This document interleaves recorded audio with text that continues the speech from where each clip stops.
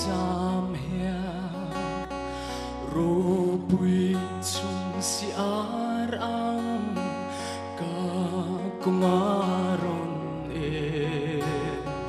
zan kodurun waya po he tiam thua e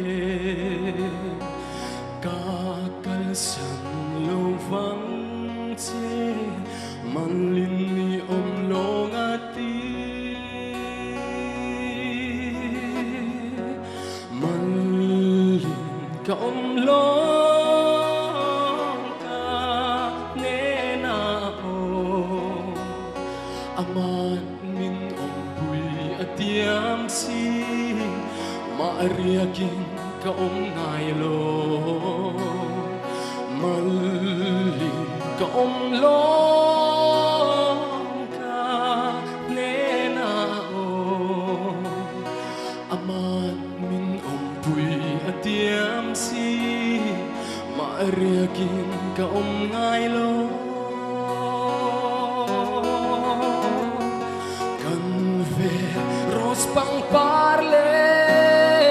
lilipar an suai lein engaral nuin tangvan engriai isua saron parmoy vulaya chullo isua sulum laini malin min kalsan lova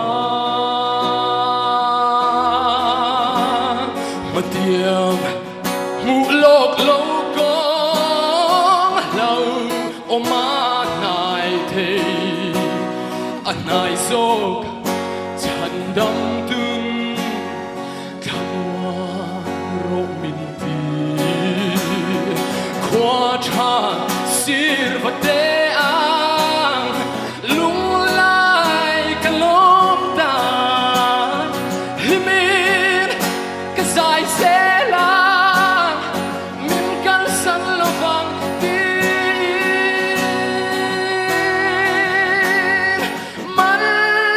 malin ka om long ka dena o amat min om pui atiam si maariakin ka om ngai lo malin ka om long ka ne na o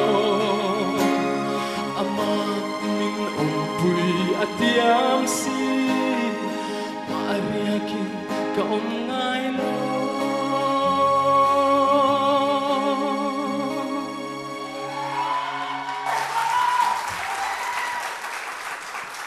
F lang nga Izuala.